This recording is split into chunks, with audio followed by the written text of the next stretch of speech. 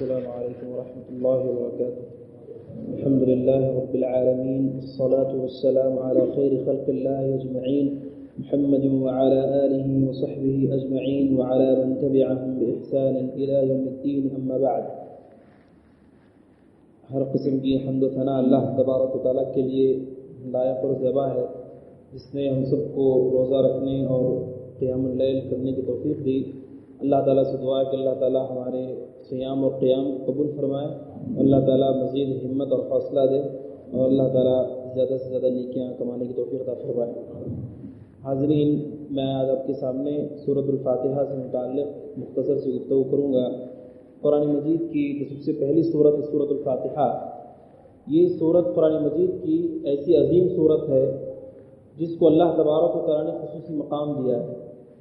اسی وجہ سے اللہ تبارک و تعالیٰ نے قرآن مجید کی شروعات ہی میں سورۃ الفاتحہ کو رکھا ہے.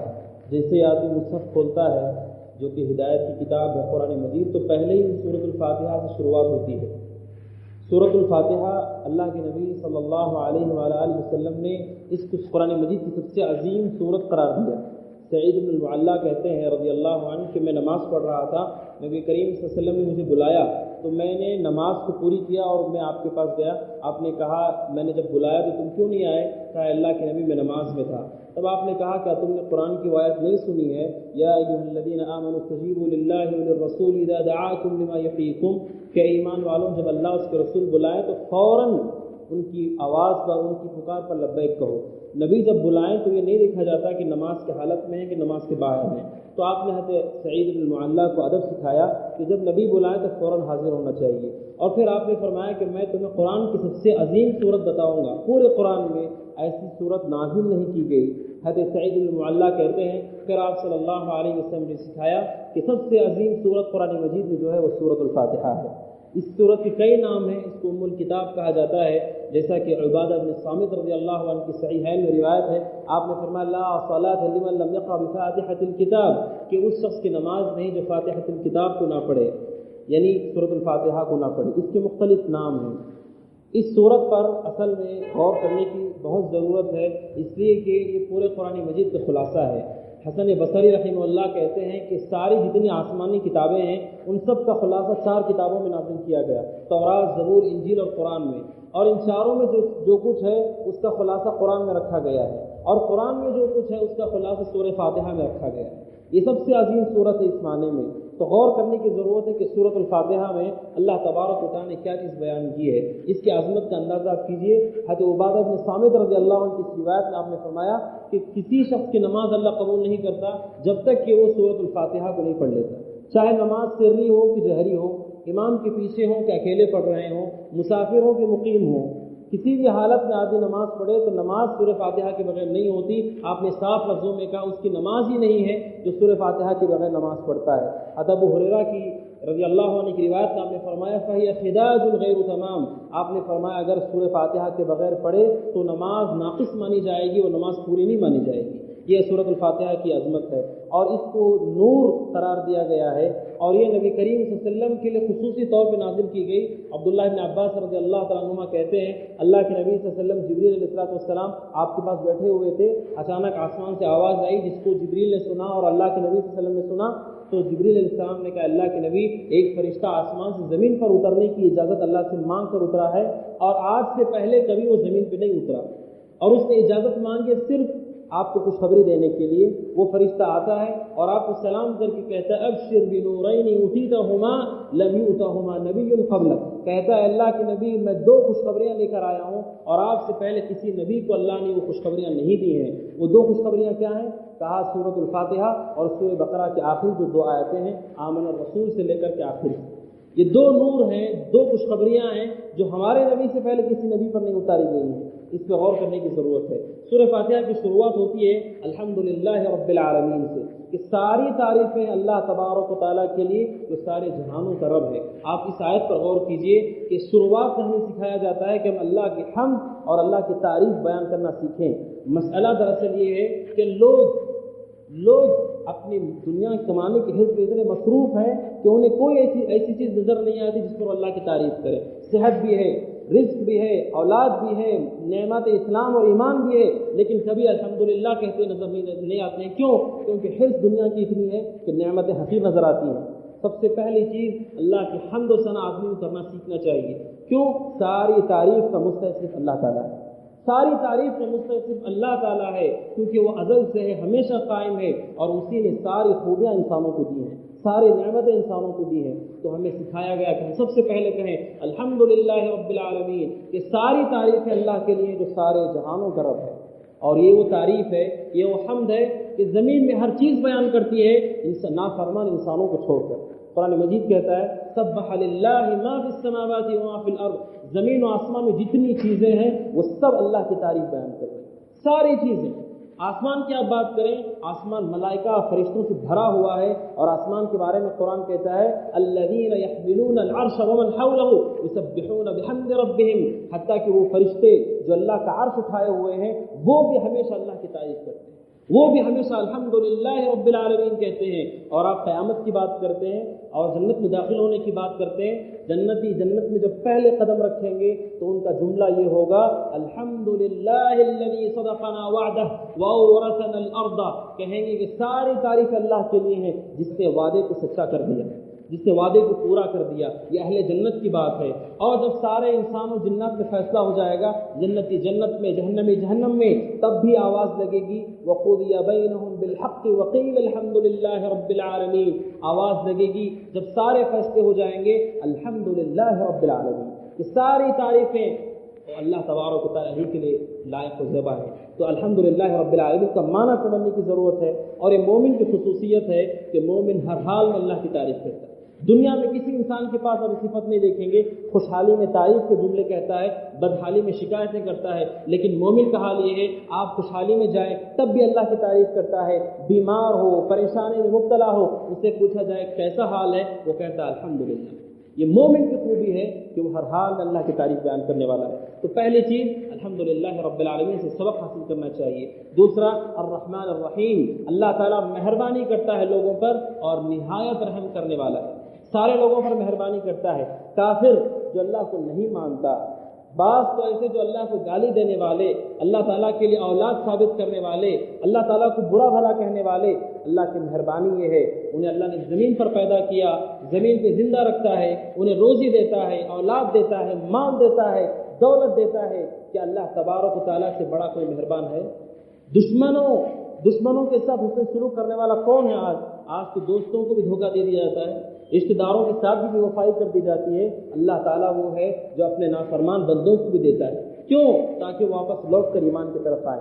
الرحیم، اللہ تعالیٰ نہایت رحم کرنے والا ہے، اللہ تعالیٰ بے شمار رحم کرنے والا ہے۔ اسی وجہ سے ابو ہریرہ رضی اللہ عنہ کہتے ہیں نبی کریم صلی اللہ علیہ وسلم نے فرمایا اللہ کی رحمت کے 100 حصے ہیں، 100 حصوں میں سے ایک حصہ اللہ تعالیٰ نے دنیا میں نازل کیا، اور ایک ہی رحمت کے اس حصے سے ساری دنیا کے اندر رحمت کے تماشے اور کرشمے آپ دیکھتے ہیں۔ حتیٰ کہ آپ نے فرمایا کہ درندے جو چیر پھاڑ کر کے کھا جاتے ہیں وہ بھی اپنے چھوٹے بچوں پر رحم کرتے ہیں، تو اسی ایک رحمت کا وہ کرشمہ ہے۔ لوگ کہتے ہیں کہ 70 ماؤں کی محبت اللہ تعالیٰ کرتا ہے، یہ بات صحیح نہیں ہے۔ یہ اللہ تعالیٰ کی رحمت کو محدود کر دینا ہے، بلکہ آدم سے لے کر قیامت تک آنے والی جتنی مائیں ہیں ان ساری ماؤں کی محبت اللہ تعالیٰ کی محبت کے 100 حصوں میں سے ایک حصے میں سے کچھ حصہ ہے۔ جتنی محبت کرنے والے لوگ ہیں اللہ تعالیٰ کے رحمت کے ایک حصے میں کا کچھ حصہ ہے۔ تو اللہ تعالیٰ رحیم ہے، اللہ سے رحمت مانگنا چاہیے۔ وسعت رحمتی کل شیء، اللہ تعالیٰ کی رحمت نے ہر چیز کو گھیر کر رکھا ہے۔ مالک یوم الدین، اللہ تعالیٰ قیامت کے دن کا مالک ہے۔ مالک کہتے ہیں وہ جس کے پاس اختیار ہے، وہ جس کے پاس کنٹرول ہے۔ اللہ تعالیٰ نے خصوصی طور پر قیامت کا ذکر کیا، ورنہ حقیقت تو یہ کہ دنیا کا مالک بھی اللہ ہے، لیکن اللہ نے خاص طور پر کہا کہ آخرت کے دن کا مالک اللہ ہے، اس لیے کہ اس دن خصوصی طور پر لوگ مشاہدہ کریں گے کہ اللہ تبارک و تعالیٰ کا عدل کیسا ہے، اللہ تبارک و تعالیٰ کا انصاف کیسا ہے، کہ کسی کو بولنے تک کی ہمت نہیں ہوگی۔ قیامت کے دن جب حشر کے میدان میں لوگ جمع کیے جائیں گے، قرآن مجید نقشہ کھینچتا ہے، کہتا ہے قرآن مجید کہ خشعت الاصوات للرحمن فلا تسمع همسا، کہ ساری آوازیں پست ہو جائیں گی، پیروں کی اور چلنے کی آواز کے علاوہ کوئی آواز نہیں گونجے گی۔ اللہ تبارک و تعالیٰ عدل اور اللہ تعالیٰ کا انصاف بہت ہی عظیم تر ہے۔ یہ اعتقاد رکھنا ضروری ہے کہ اللہ تعالیٰ قیامت کے دن کا مالک ہے، جنت و جہنم کا مالک ہے، اسی سے جنت طلب کی جائے گی اور جہنم سے پناہ بھی اسی سے مانگی جائے گی۔ مالک یوم الدین، ایاک نعبد و ایاک نستعین، یہ جو آیت ہے ایاک نعبد و ایاک نستعین، یہ سورۃ الفاتحہ کا خلاصہ ہے، یعنی پورے قرآن کا خلاصہ ایاک نعبد و ایاک نستعین۔ اور اس ایک آیت کے لیے ہی اللہ تبارک و تعالیٰ نے زمین و آسمان کو پیدا کیا، اسی ایک آیت کے لیے اللہ تعالیٰ نے انبیاء اور رسول کو نازل کیا ہے، اور اسی ایک آیت کی بنیاد پر قیامت کے دن میزان میں ترازو میں انسانوں کے اعمال تولے جائیں گے، قیامت کی جنت و جہنم کے فیصلے کیے جائیں گے۔ ایاک نعبد و ایاک نستعین، یہ آیت اتنی اہم ہے، کیا کہا گیا؟ ایاک نعبد، اے اللہ ہم تیری ہی عبادت کرتے ہیں۔ عبادت کرنے والے بہت ہیں، لیکن اللہ کی عبادت میں دوسروں کو شریک کرتے ہیں، کوئی نبی کو شریک کرتا ہے، کوئی نیک صالح کو شریک کرتا ہے، کوئی ولی کو شریک کرتا ہے، کوئی اپنے نیک لوگوں کو شریک کرتا ہے، کوئی زمین کو، کوئی آسمان کو شریک کرتا ہے۔ اس میں سکھایا گیا ایاک نعبد و ایاک نستعین، اے اللہ ہم تیری ہی عبادت کرتے ہیں، وایاک نستعین، اور تجھ سے ہی مدد مانگتے ہیں۔ عبادت کرنے کے لیے مدد اللہ سے مانگنی ہے۔ انسان کو نماز پڑھنے کی ہمت کہاں سے آئے گی؟ صبر کرنے کی ہمت کہاں سے آئے گی؟ یہ اللہ تعالیٰ کا عجیب فضل ہے، نیکی کرنے کی توفیق بھی وہی دیتا ہے اور قبول بھی وہی کرتا ہے۔ انسان خود سے نیکی بھی نہیں کر سکتا، وہ خود توفیق دیتا ہے، جب انسان نیکی کرتا ہے اس کو قبول کر کے اس کا بہترین بدلہ دیتا ہے۔ یہ اللہ تبارک و تعالیٰ کا فضل و کرم ہے۔ ایاک نعبد، اے اللہ ہم تیری ہی عبادت کرتے ہیں اور تجھ سے ہی مدد طلب کرتے ہیں۔ آج آپ دیکھیے امت اسلام کا حال، اس ایک آیت کے تناظر میں آپ دیکھیے امت کی تباہی اور بربادی کی وجہ آپ کے سامنے بالکل ظاہر ہے۔ امت کے اندر آپ دیکھیں عبادت کے اندر کتنے لوگ شریک ہیں، مدد مانگنے کے لیے کتنے لوگ شریک ہیں، حتیٰ کہ کفار مکہ کے بارے میں قرآن کہتا ہے، جو بدترین مشرک تھے ان کے بارے میں قرآن کہتا ہے فَإِذَا رَكِبُوا فِي الْفُلْكِ دَعَوُا اللَّهَ مُخْلِصِينَ لَهُ الدِّينَ فَلَمَّا نَجَّاهُمْ إِلَى الْبَرِّ إِذَا هُمْ يُشْرِكُونَ۔ کفار مکہ جب کشتیوں میں چلتے تھے اور طوفان آ جاتا تھا تب سمجھتے تھے کہ اس مصیبت سے صرف اللہ نکالے گا۔ وہ کفار ہوتے ہوئے اللہ کو پکارتے تھے، اور آج مسلمان ہو کر اگر کوئی تکلیف آتی ہے تو یا لفظ کے بعد نام آتا ہے کسی مخلوق کا، یا کے بعد نام آتا ہے کسی مخلوق کا، یہ مسلمان اپنے آپ کو کہتے ہیں۔ تو یہ سب سے بڑی مشکل ہے اس آیت کو سمجھنا۔ اسی وجہ سے اہل علم کہتے ہیں اوجب الواجبات، ایک انسان کی دنیا میں آنے کے بعد سب سے بڑا فریضہ یہ ہے اس آیت کو سمجھیں، ایاک نعبد و ایاک نستعین، اس ایک آیت کو آدمی سمجھ لے انشاءاللہ نجات کے راستے اس کے لیے آسان ہے۔ ایک آیت ایاک نعبد، اے اللہ ہم تیری ہی عبادت کرتے ہیں۔ سورہ بقرہ ہی میں اللہ نے فرمایا وما یؤمن اکثرهم باللہ الا وهم مشرکون، کہ ایمان لانے والے بہت ہیں لیکن ایمان لانے کے بعد اللہ تعالیٰ کے ساتھ شریک کرتے ہیں۔ آپ دیکھیے اللہ کے نبی صلی اللہ علیہ وسلم جنہوں نے شرک کرنے سے منع کیا، پوری زندگی اس کے لیے محنت کی، مدینہ جاتے ہیں، آپ کی قبر کی زیارت کے لیے جاتے ہیں، وہاں جا کر نبی سے التجا کرتے ہیں، نبی سے مانگتے ہیں، نبی سے گزارش کرتے ہیں، اگر موقع ملے تو سجدے میں بھی گر جاتے ہیں۔ اللہ کے نبی نے پوری زندگی تعلیم دی، حتیٰ کہ چھوٹے بچے عبداللہ بن عباس کو آپ اپنے پیچھے بٹھائے ہوئے تھے، آپ نے ابن عباس سے کہا اے بچے، چھوٹا بچہ، آپ نے نصیحت کرتے ہوئے کہا کہ اذا استعنت فاستعن باللہ اذا سألت فاسأل اللہ، کہ جب بھی تجھے مانگنا ہو تو اللہ سے مانگ، جب بھی مدد مانگنی اللہ سے مانگ، کوئی بھی چیز مانگنی ہو تو اللہ سے مانگ۔ ایک بچے کو سکھایا جاتا ہے، لیکن یہ حالت کیوں ہے؟ کیونکہ اس آیت کریمہ پہ غور نہیں کیا گیا، اس کو سمجھا نہیں گیا، اس لیے ضروری اس آیت کو سمجھیں۔ ایاک نعبد، اے اللہ ہم تیری عبادت کرتے ہیں، وایاک نستعین، اور اے اللہ ہم تجھ سے ہی مدد مانگتے ہیں۔ ابو بکر صدیق رضی اللہ عنہ، ایک روایت آتی ہے کہ صحابہ اللہ کے نبی کے پاس پہنچے مشرکین کی پریشانیوں کی وجہ سے مدد مانگنے کے لیے، کہتے ہیں تعالوا نستغیث برسول اللہ، کہتے ہیں چلو اللہ کے نبی سے مدد مانگتے ہیں، اور آ کر کہا اللہ کے نبی ہم آپ سے مدد مانگنے کے لیے آئے ہیں۔ تب آپ نے کہا انما لا یستغاث بی وانما یستغاث باللہ، آپ نے فرمایا مدد مجھ سے نہیں مانگی جاتی، آپ نے کہا مدد اللہ سے مانگی جاتی۔